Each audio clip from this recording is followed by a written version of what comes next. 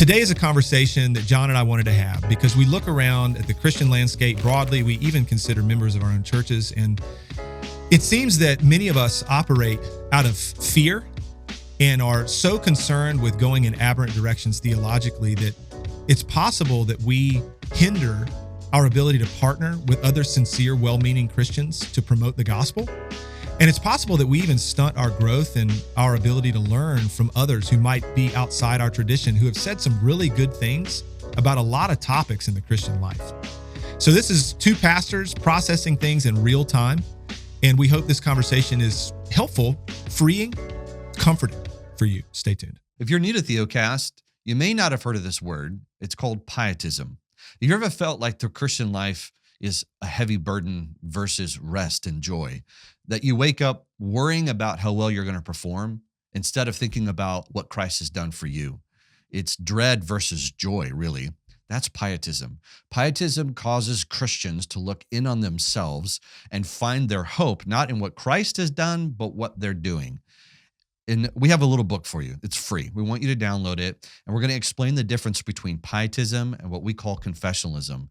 Reformed theology, really. How it is that we walk by faith, seeing the joy of Christ. And when Jesus says, "Come to me and I will give you rest," what does that look like? You can download it at our website. Just go to theocast.org.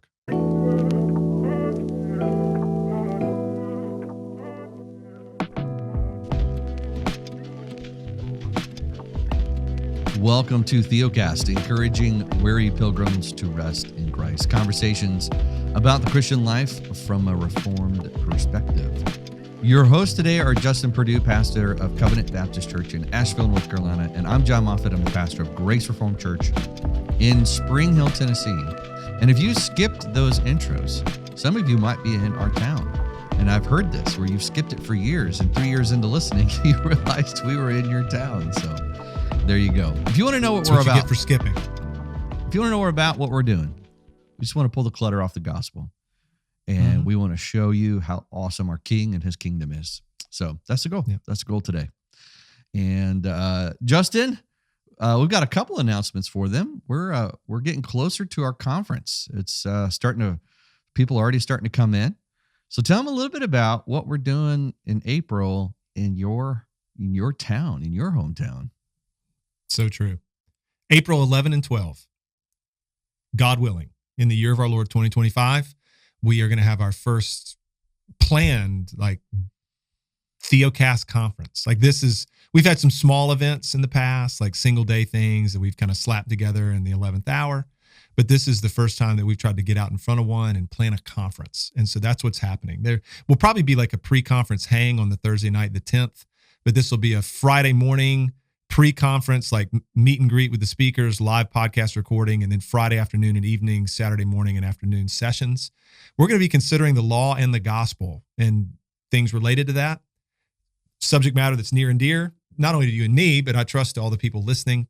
Probably part of the reason you tune in and care what Jon and I have to say. And so we've got a couple of friends joining us, Chad Bird, who many of our listeners will be familiar with, and Ken Jones, who many of our listeners will be familiar with too. Both of these guys are brothers and friends that we've had on the podcast before and are really excited for what they'll bring. So I'm looking forward to it. I mean, it's going to be a great time.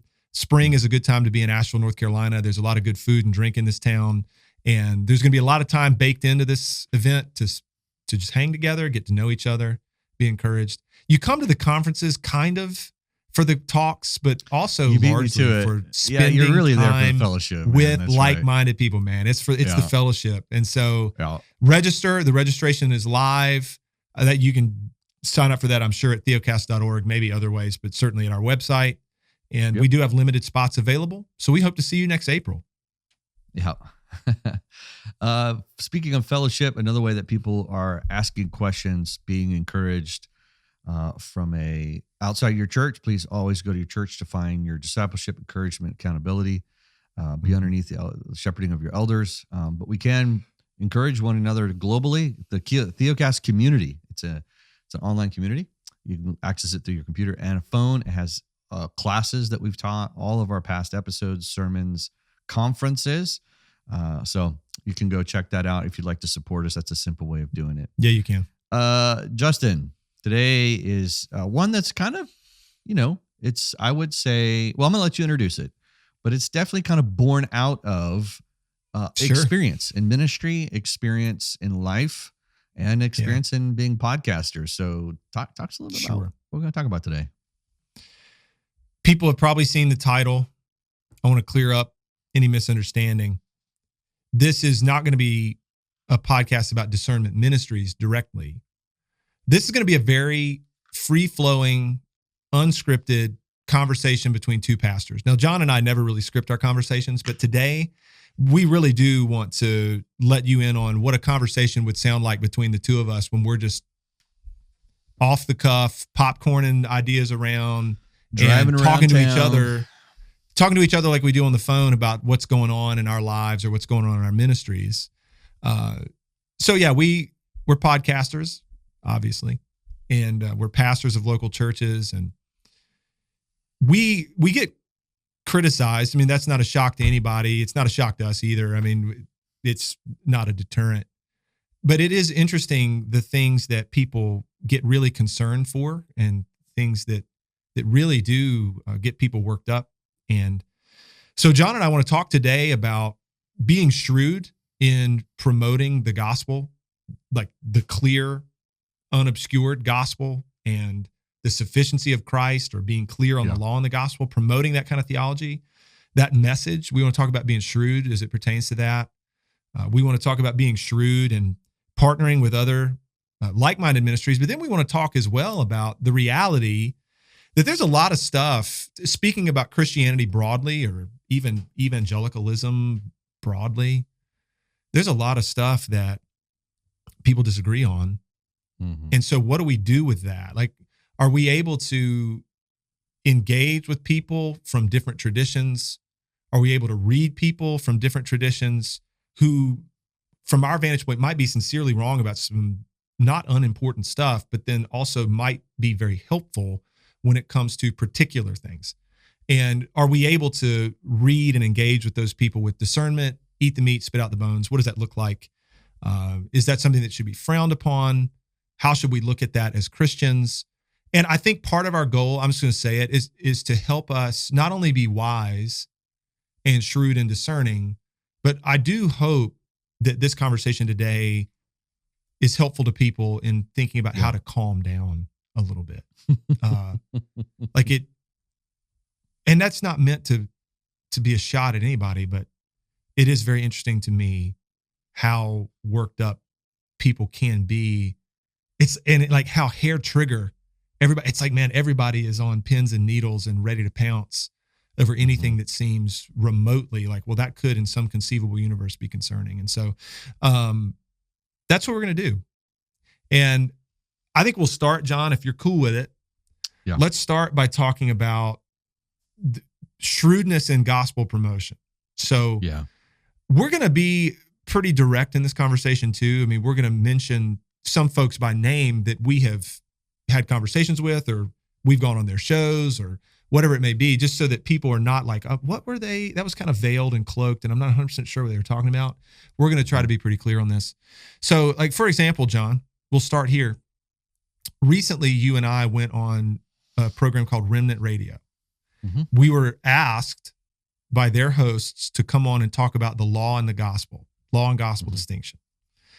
And Remnant's got a pretty large platform. The guys that are the hosts have some views that we certainly do not agree with. And we have views that they don't agree with. And we're very clear on all that. The response to us going on that show to talk about the law and the gospel has been interesting. Not surprising, but interesting. And so what's our thought process, bro, about going on a show like Remnant Radio and talking about the law and gospel distinction? Somebody were to ask you, hey, Jon, you're a co-host of Theocast. You went on Remnant Radio to talk about the law and the gospel. Why'd you do that? Yeah. Well, we've been doing this for years. I mean, you and I have been going on podcasts separately and together for, 5-6 years now. Sure. And, we've gone on all different kinds, where it would be Baptist, Lutheran, Presbyterian, OPC, URC. I mean, Anglican. It's been all kinds of different Anglican. Yep. Yeah, we were recently on an Anglican podcast. Mhm. So each one of those, we would have, I would say, secondary and tertiary issues where it's not a primary gospel problem, but we would definitely disagree with, almost the majority of the podcasts that we're guests on, we probably would disagree with, right? So yeah, on some of those secondary and tertiary matters, for sure. Yeah, for sure. And I mean, once in a while we're podcast, we get to be on a Reformed Baptist podcast, but not often. We're really kind of, it's a broader, and because Theocast, it can cross-pollinate. We do talk mostly just about the sufficiency of Christ for all of life. That's, what does it mean to rest in Christ? And really all denominations can benefit from that. Yeah. Let me interject briefly. I mean, we're doing that from this position. I mean, so we are confessional Baptists. We subscribe to the Second London Baptist Confession. We are a part of something called the Grace Reformed Network, that is a confessional network of Second London Confession Baptist churches. I mean, so we are definitely like planting our flags in certain places when it comes to our theological framework. So we want to be very clear about that. But then what we're talking about here is something different. Like we can, from the perspective and with the posture of a confessional Baptist, understanding ourselves to be planting our flag within the Reformed tradition, there's a lot that we can say regarding the sufficiency of Christ and Christ for you that, man, a lot of people who have nothing remotely to do with the Reformed tradition could agree with and might find actually very encouraging and comforting and hope-giving. So that's a lot of the aim. Which is, like, for instance, you and I both have been on and spoken at different 15, 17 conferences. Sure. We've done a conference with Chris Gordon, and people would say, well, they fit in the Reformed camp. Remnant Radio would be an example of maybe someone that would be more charismatic. Yeah. Pentecostal, and definitely fit in the Reformed camp. Okay. So this is true. We would agree. I think they're Calvinistic. I appreciate those brothers. I think they mean well. I think they do believe. I think they are disciples of Christ. I think they're genuinely wanting to lead others to Christ.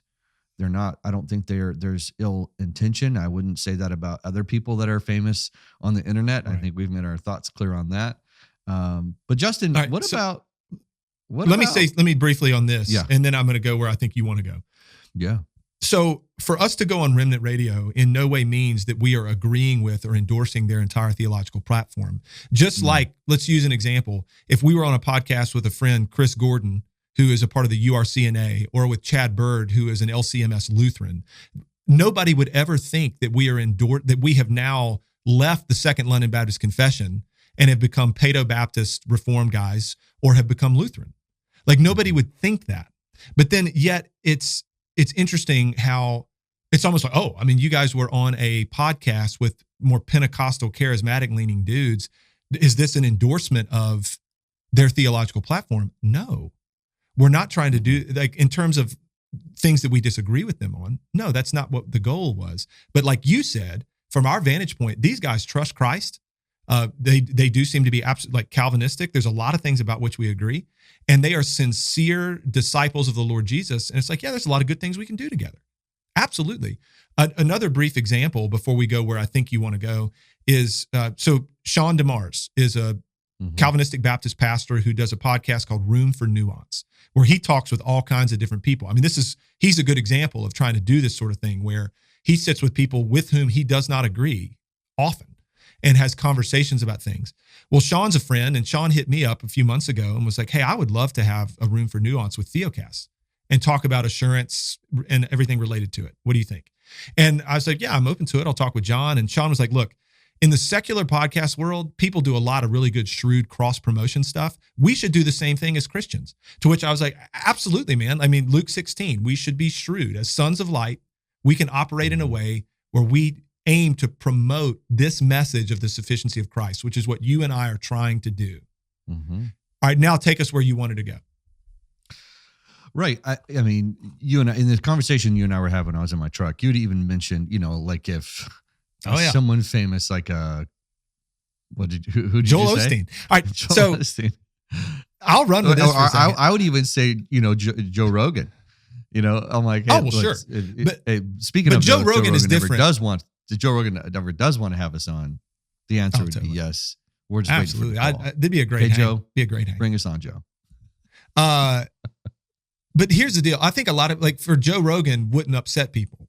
But if you were to be on a show or a podcast with somebody who claims to be a Christian who is a false teacher, that's a very different thing.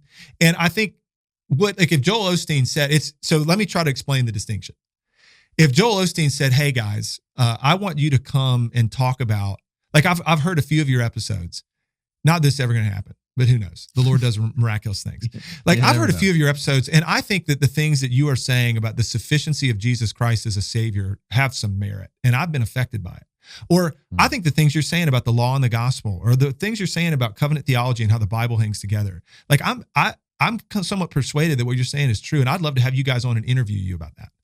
My answer to that is without hesitation, absolutely. We're going to go and do that. Why? Because whether it's Remnant Radio or using a very aberrant example like a Joel Osteen or somebody with a huge platform. Or Babylon Bee. We were on the Bee. Babylon Bee or Joyce Meyer, or pick your person. I don't care. It's like, if they want to have us on to talk about law and gospel or the sufficiency of Christ or something that is a message that not many people hear, and a lot of people that would never hear it otherwise are going to hear it, why in the world would I not do that? I mean, Paul went to Mars Hill, man. He went to Areopagus and is reasoning with the philosophers. And it's like, well, we're happy to do that and be winsome. But then, if I can, last comment here, I also gave this example. Let's just, because right now, ex-evangelicals and deconstructing the faith, all this is like a buzz, right?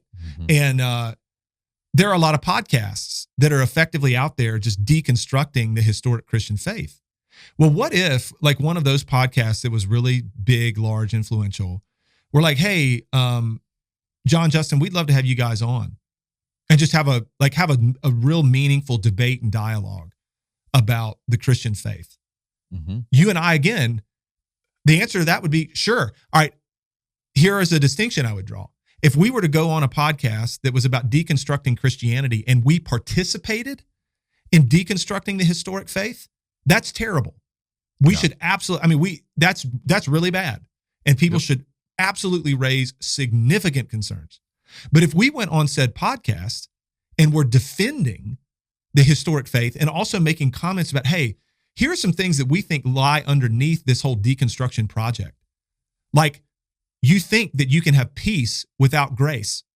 You think you can have peace without forgiveness. This thing is a problem from Jump Street. And here are our thoughts on that. If we got on the podcast and we're saying those kinds of things, then I think that is actually a good, reasonable, and upright way to use our voice and to use our platform and to try to bring some light to a conversation that is full of a bunch of confusion and darkness. And so that's how we view it when it comes to our appearing on other shows or whatever. I'll give a shout out to John MacArthur. He's been doing this for years, going on the different news broadcasters. Larry King. Larry King. I mean, goodness. Yeah. And so look, I think there's a way that you can go on there and speak truth, and you're not affirming everything that particular network, podcast, or person is associated with. And so if there is some confusion, we'd like to clarify that. We're sorry for any confusion of any podcast that we've ever been on. But we've, I can't think. We've never been on an unbelievers podcast. I don't believe that's ever happened, not knowingly. No. That doesn't mean that we agree with every host they bring on. Right. That could be, we were on the Babylon Bee and they have brought on all kinds of, they brought on Elon Musk. They brought on all kinds of people. Right. Doesn't mean we agree with everything that they do, but they wanted to talk to us about law, gospel, and resting in Christ on the Bee. And we're like, sure, we don't know how many people will hear that. We'd love to talk about that. And I think they fairly represented us, and they played the clips that represent our theology. Yep. And I think Remnant did the same thing. And anytime we've done any other kind of partnership. So I'm going to go a little bit more direct here. Some people have a hard time. I understand. So I'm going to speak to this. I understand when you see maybe a ministry or a denomination or a movement that has hurt you in the past. Sure. And then you see someone like us partnering with them. That's like it's like, oil and water. It's just really hard for you to want to stomach that. Yeah. And so I want to say, look, I understand that. And there is this ex-smoker syndrome where that comes out of people where, you're going to be hypercritical. You were a chain smoker for 30 years and then you broke it and you're going to be hypercritical of a guy that would like to have a cigar, once a month. And it's just really hard for you to understand. And so, and I am actually very sympathetic to that. At the same time, Justin and I don't think we're leading anybody into sin or into confusion. And we're using it as an opportunity to proclaim the truth in places that, they may not have that clarity yet, or they haven't had people on their podcast. And Remnant, to be frank, they don't bring a lot of law gospel guys on the pod. They do not. So this was a good, unique opportunity for us. Agree. And I want to say this. I hope this is heard and not skipped over. What Jon and I are talking about right now is entirely in the realm of wisdom. Mm-hmm. This is not thus saith the Lord. Mm-hmm. And Jon and I, we could be wrong in how we think about a wisdom call, one. So don't hear us saying that we are just, without any shadow of any doubt, we are absolutely right about this. And if you disagree with us, you're wrong. That is not what we're saying. We're just having a conversation here. So we could be wrong about a wisdom call. But then, I think what we're trying to do here too is promote a kind of good, shrewd, gospel promoting, ecumenical kind of posture, and even a charitable posture where we can celebrate the good and appreciate the true things that are said by people that might disagree with us about other matters, while operating with discernment and discretion when it comes to the things that we might disagree over. And I just want people to understand that we are not here saying that our perspective is the only perspective that a Christian should hold, and that you're wrong if you disagree. We could be wrong about this, but this is how we approach this wisdom issue. And so I hope the listener understands that. This is not meant to be a pronouncement of the only way to view these things. You might disagree with us. You might generally agree with our posture here. This is also important. And you might disagree with us about a particular case. And that's fine, because so many of these things are case by case. It's like, well, hey guys, I think I do agree with your general posture and the spirit of what you're saying, but I think the decision you made in this particular instance was wrong, and here's why. Yep. Or I think what you did here was problematic, and here's why. That's entirely legitimate. And I would happily have that dialogue, preferably via phone call. I mean, probably not going to have that dialogue on social media. No. But those are things we've just got to be able to do with one another as Christians. Yeah. Hey guys, real quick. Some of you are listening to this and it's encouraging to you, but you have questions. So where do you go? How do you interact with other people who have the same questions and share resources? We have started something called the Theocast community, and we're excited because not only is it a place for you to connect with other like-minded believers, all of our resources there, past podcasts, education materials, articles, all of it's there, and you can share it and ask questions. You can go check it out. The link is in the description below. We wanted to talk a little bit about engaging in Christian material, Orthodox Christian material. Yeah. And one of the questions we get often, and maybe one of my dreams is to one day have a page that we can, put this together. So if you're listening to this and you want to manage the recommended book and commentary page, let us know. We'll put you in charge of editing it for us. And I'm sure someone's going to contact us. So I'm excited to hear from you. But that probably is one of the questions that ends up in the community a lot. Do you guys have a recommendation of a law gospel distinction, or covenantal, or whatever it is that they're looking for, reform view of the Bible? And there isn't necessarily one commentary that we can point to. And I want to take 30 seconds to talk about how we are to use resources, understand how they work. The resources are written in kind of really three categories. You have what's kind of like a pastoral category, where this is like a guy's sermon or a devotional. It either comes from a guy's sermon or it is a devotional. And it's not meant to be an actual commentary as much as an application. They're taking what the text says and they're applying it to you in a devotional sermon-esque type.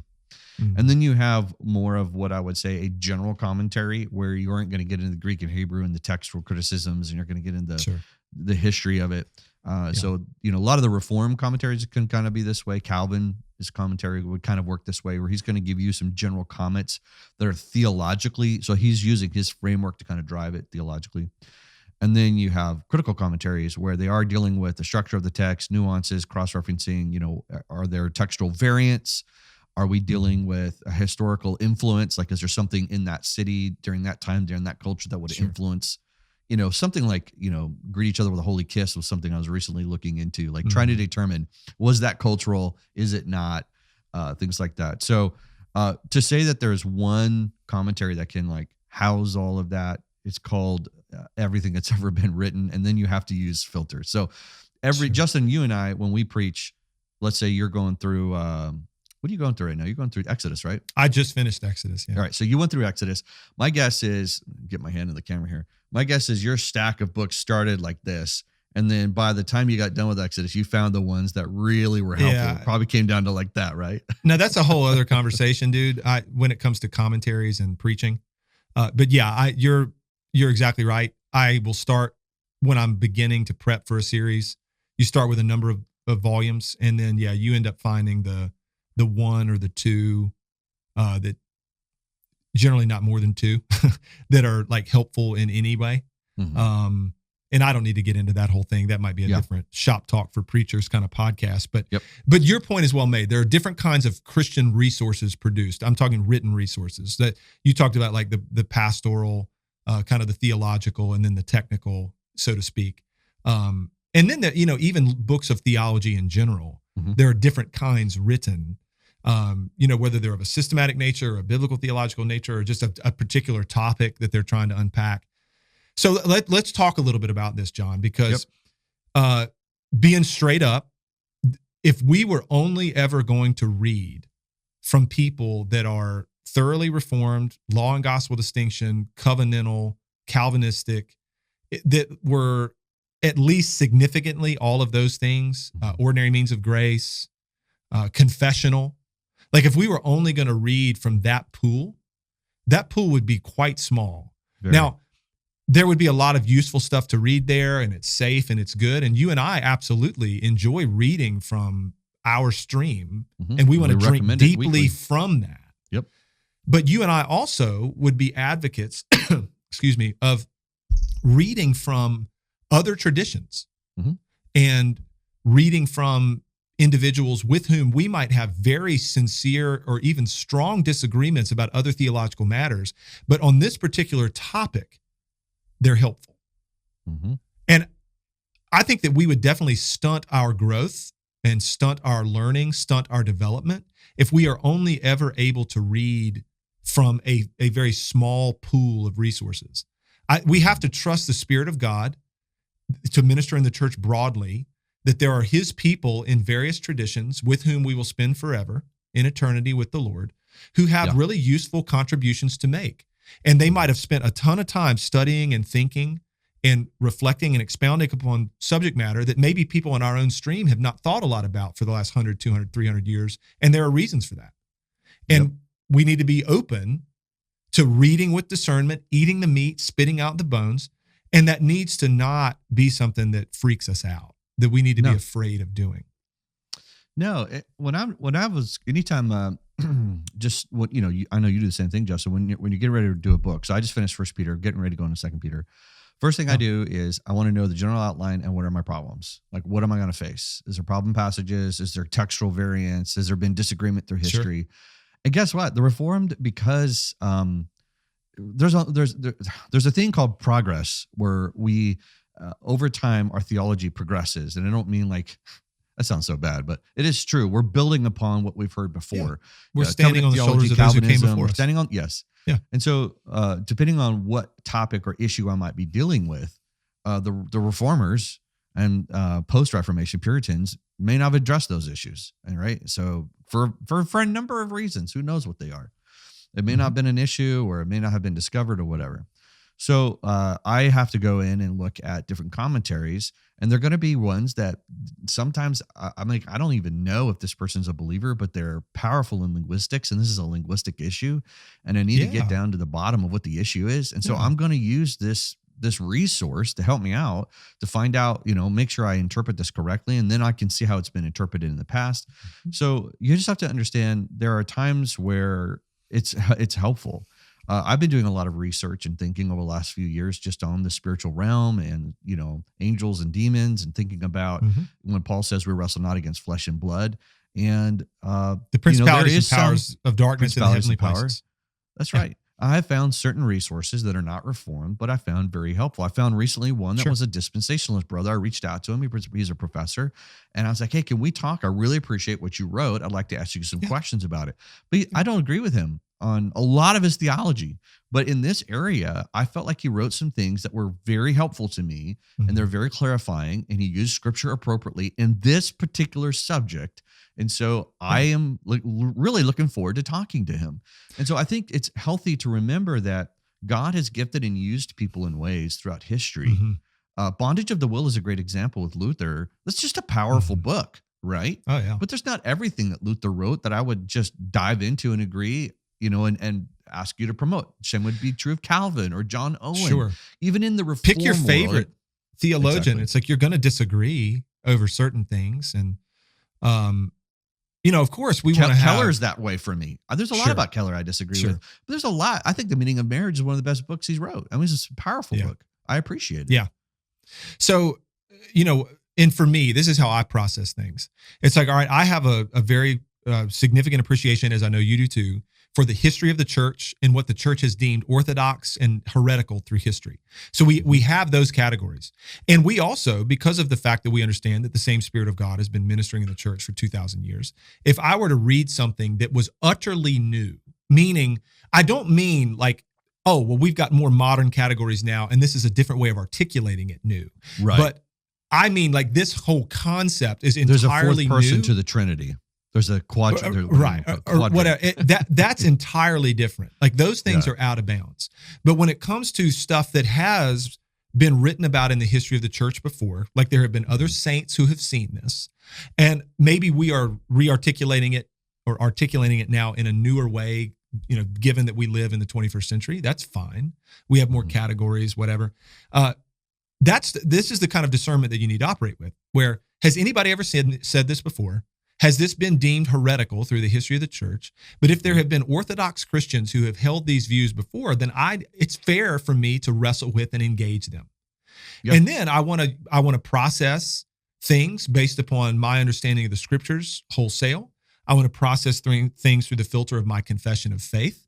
Are these things inherently contradictory with the confession, et cetera, et cetera? This is how we do theology.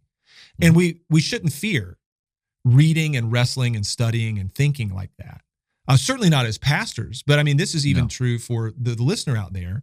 And you have pastors and you have a local church that can also serve as a safeguard and a sounding board for you on these matters as you're wrestling with them. But I do think, John, there is a tendency in our day, I'll just say it this way, to if a theologian or a pastor has aberrant views on things, but then has written some potentially good things on other subjects, because of the aberrant views that person holds, it's kind of like, well, we should just never read them.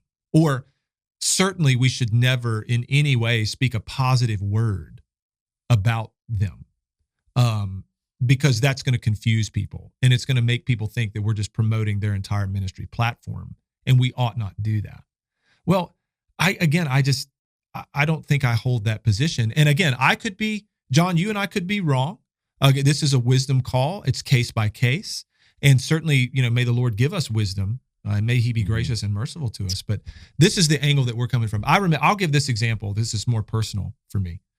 I remember in my years in D.C., some who listen know that I was on staff at Capitol Hill Baptist Church with Mark Dever. Well, Mark, I think, modeled really well this paradigm that you and I are advocating for today, like being able to read things that were certainly like way outside of his tradition. And like there could be some sincere disagreements about some stuff, but it's like, hey, this over here is really helpful. I'll give an example. There was a book, I think the title was very long, something like Good and Bad Ways to Think About Religion and Politics by Robert Benny. And Robert Benny was an ELCA Lutheran. So if people are familiar with this, ELCA is kind of the liberal Lutheran church, broadly speaking.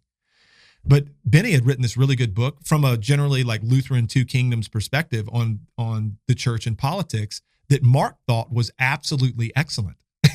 And Mark would commend the book all the time. He had Robert Benny on like 9 Marks, like pastors talk stuff to just discuss this stuff. And it's like, Mark, are you trying to promote liberal Lutheranism? No, he wasn't. Yeah.